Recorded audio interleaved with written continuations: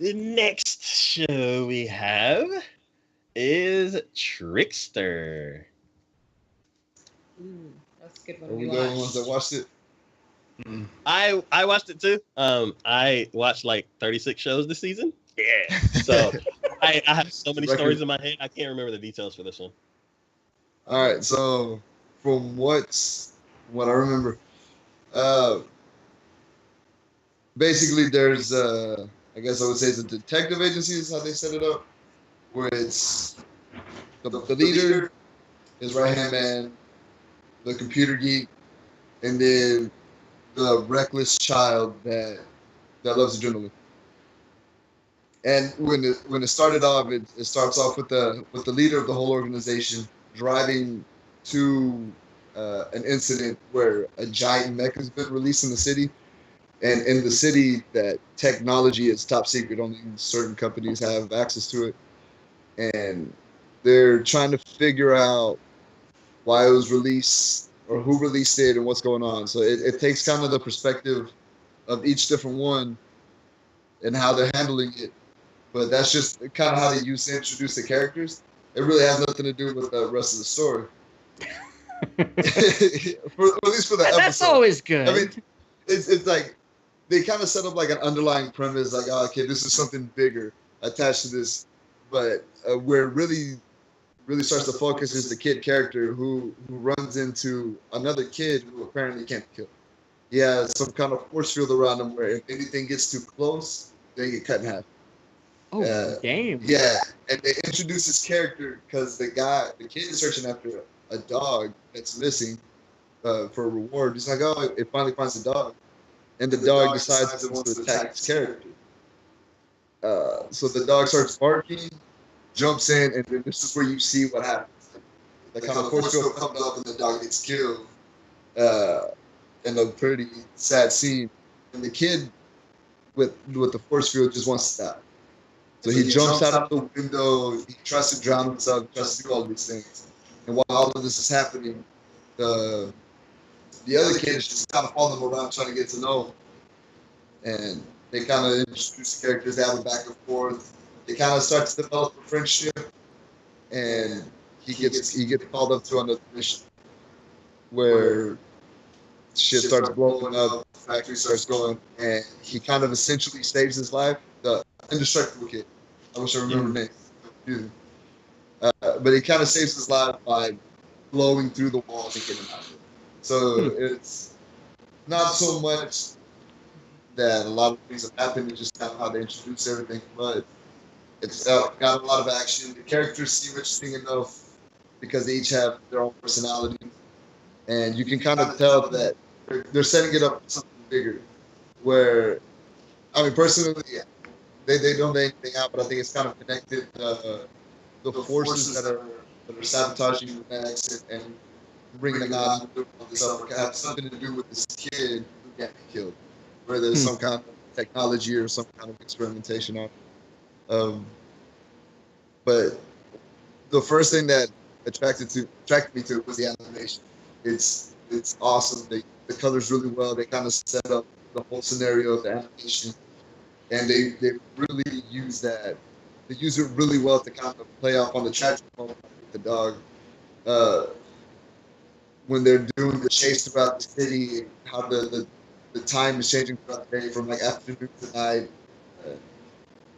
The story itself is it seems like it's grabbing me. This one's definitely my second one after Drifters that I kind of want to see what's going to happen and where they're going to go with the story. So, I mean, it kind of sounds like it goes at a pretty decent clip. I mean, like they don't really waste any time. Even when they were like trying to find the dog, they kind of did like a montage, kind of skipping ahead thing just to make sure you knew, yeah, time was passing, but we're not like bogging you down by just seeing random clips or whatnot. Yeah, they tied all the actions together. It was all kind of seamless. It doesn't. They don't do the time skipping. It just like all of the events happen in one day, I think. So it's all seamless. It's all transitioning. Each character's doing their own thing, and they each have something on their agenda that they have to take care of. But it's not jumping around. It's not an overload of information. and they the episode flew very well, and Nice. and there wasn't a moment where I was kind of bored where nothing didn't make sense. You kind of got where everything was at that time. Nice. One of the things that really interested me was the relationship that the guy with the force field and then the friend that was, or the person that was trying to be friends with the force field. I'm sorry, I don't remember the names either. But the way that they were working together, like the force field guy just wants to be left alone, and the other guy is just, no, we're going to be friends, and it's very comical and happy. Even goes to like the vending machine to get 2 drinks, but the force field guy, of course, messes up one of the drinks because of his force field, right? But they're like, oh, it's okay, you know, we got this right here, and I'll see you later. Like one of those things where you look forward to. The force field guy is really afraid of being friends with him, but the other guy is so confident that this is gonna work. We're gonna be friends, and it's gonna be fine. While the other one is kind of freaking out. Well, see, it kind of sounds. I mean, that's very much. That's a pretty time and tested, true comical, trope kind of thing. Formula. Because, yeah, I mean, that dates back all the way to, oh, good lord, The Odd Couple. I mean, because you have someone who's just completely opposite of the other person, and yet somehow it just kind of works in its own way. So it plays well off of it. So. I just like how they set up all the characters. You can tell that the organization that they're in is established. It isn't kind of some kind of secret organization that's doing these things by legal means. They have a relationship with the police of the city that actually asked them for their help, despite them already knowing of the incident before them being on their way. So they're an organization that's established. They know what's going on. All the characters have their skills that they're good at. But they don't give so much that you're like, well, I already know who this is going to be. They kind of leave you wondering how each character is going to play out or what they're going to do. Yeah, and it kind of almost sounds like Bungo Stray Dogs, honestly. There's a lot of the same similarities between that. When you were giving your explanation of that show, I was like, is that the same one? Did I get the names wrong? It was the same thing. We had the person that can't be killed and then all this other stuff. So I had to like second guess myself for a second. But the story seemed very similar. Yeah, because you got, people with powers and one person who has, like, their detective agency kind of thing going on here. So I'll definitely check that one out. It was one of my ones that was on my list. I just never got to it. Yeah. I mean, I watched. Oh, no, I'm sorry. Go ahead. Oh, well, I was saying, I checked the first episode of this one out, too. And I feel, I guess, to help Seagirl kind of imagine it. Imagine, like, the first episode of Galray Zero, but without all the deaths and without all the zombies and everything.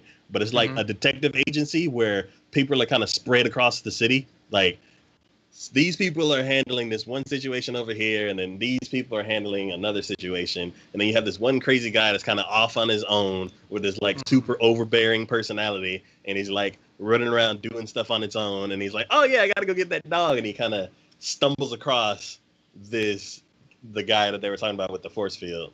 So where I feel like with Galray Zero, they're a bit more organized, and I feel like with this group of detectives or whatever they are, I'm not sure if they explained it. What are they? It's kind of as a thing.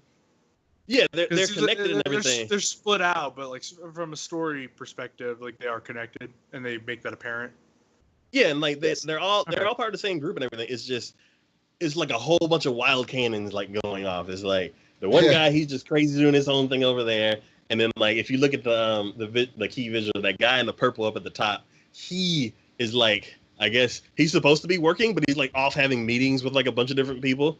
And like people kind of get on his case. They're like, aren't you supposed to be doing this thing over here? And he's like, yeah, I'm gonna take care of this real quick. And I feel like he's doing some of the kind of stuff that's going on in the background.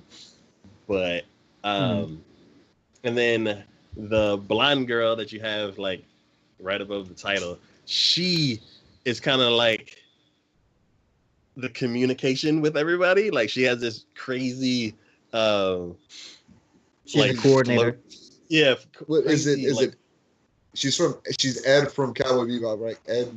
Oh, okay. Yeah, Oh, okay. yeah. And like she's on this like yoga ball and like all these like floating consoles, and she's like, there it is. She like spins around and talks to a different person, and I'm like, that's cool. Yeah. But I don't know. I feel like I don't know the structure of the company yet. Like even this is only the first episode, but I feel kind of lost about Yeah. what's So going basically, on. they threw so much at you that you're kind of like you're floundering a little bit.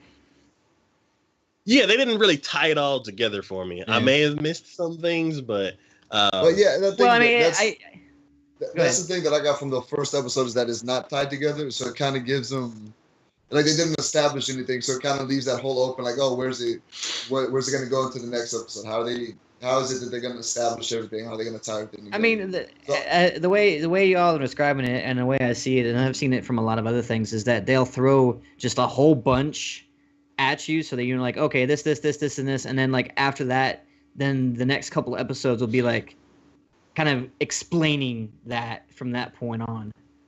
yeah, like So I want to guess like the very next episode you're going to be following the crazy guy that met the force field dude, and he's going to come into work or something like that, and then you get to meet like, this is the boss, this is like the secretary, this is the communication girl, she works for us but she works from home and she doesn't do all that kind of stuff.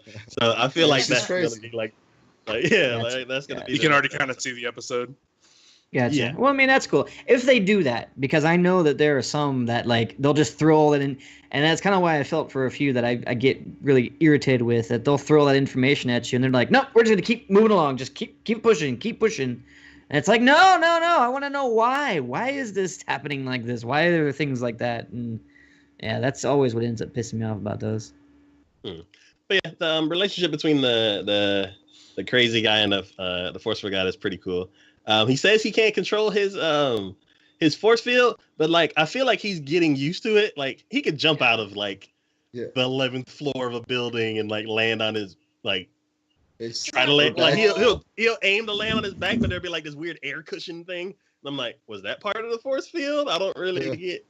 But I think when they go later on into it, they're gonna explain it that it's when he panics, all of a sudden it comes up. Because there was times where the character got kind of close and the force field didn't activate, where he was able to get a drink from him and it was fine.